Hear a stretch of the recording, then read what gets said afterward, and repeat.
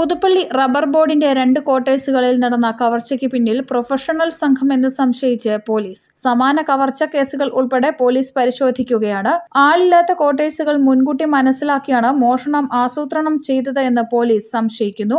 ആൾതാമസമുണ്ടായിരുന്ന ക്വാർട്ടേഴ്സിന്റെ കതകുകൾ പുറത്തുനിന്നും ഓടാമ്പലിട്ട് പൂട്ടിയ നിലയിലായിരുന്നു. ഉത്തരേന്ത്യൻ സംഘങ്ങളും സംശയത്തിന്റെ നിഴലിലാണ്. ഇവർക്ക് പ്രാദേശിക സഹായം ലഭിച്ചിട്ടുണ്ടോ എന്നും പോലീസ് അന്വേഷിക്കുന്നു. 2 ക്വാർട്ടേഴ്സുകളിൽ നിന്നായി 73 പവൻ സ്വർണമാണ് മോഷ്ടാക്കൾ കവർന്നത്. ക്വാർട്ടേഴ്സുകളിലെ 1-2 നിലകളിലായുള്ള ആളൊഴിഞ്ഞ ക്വാർട്ടേഴ്സുകളിലാണ് മോഷണവും മോഷണ ശ്രമവും നടന്നത്. റബ്ബർ ഗവേഷണ കേന്ദ്രത്തിലെ സയന്റിസ്റ്റ് കാഞ്ഞിരപ്പള്ളി സ്വദേശി ഡോക്ടർ രേഖ, ഫാം ഓഫീസർ പെരുമ്പാവൂർ സ്വദേശി ജോയ് എന്നിവരുടെ ക്വാർട്ടേഴ്സുകളിലാണ് മോഷണം നടന്നത്.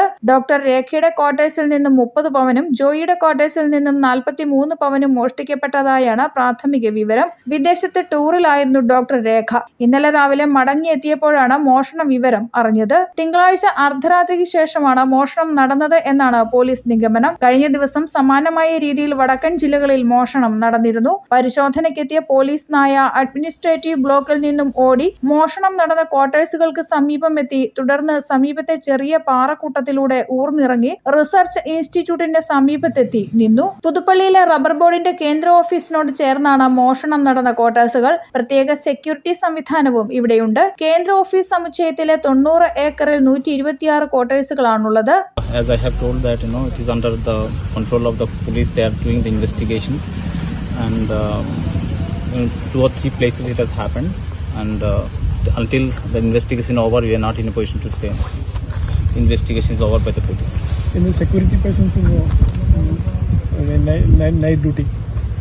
We have a system of watchers here, okay, but they are not professionals. We are just managing in our campus.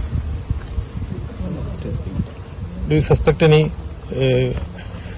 people who we are not in a position to say anything at this moment. How can we say this? It's a very unfortunate thing has happened in the campus, first time in this history of corporate. What about CCTV here? We don't have operational now, but at the moment it's not there. Rubber Board Authority will cooperate with the police and clearance? Surely, 100%. അതിസുരക്ഷാ മേഖലയായ ഇവിടെ സുരക്ഷാ ഉദ്യോഗസ്ഥർ ഉണ്ട്. ഇവരുടെ കണ്ണ് വെട്ടിച്ചാണ് മോഷണം നടന്നത്. കോമ്പൗണ്ടിനുള്ളിൽ CCTV സ്ഥാപിച്ചിട്ടില്ല. ജില്ലാ പോലീസ് മേധാവി ഷാഹുൽ ഹമീദിന്റെ നേതൃത്വത്തിലുള്ള സംഘമാണ് കേസ് അന്വേഷണം നടത്തുന്നത്. News bureau, Kottayam.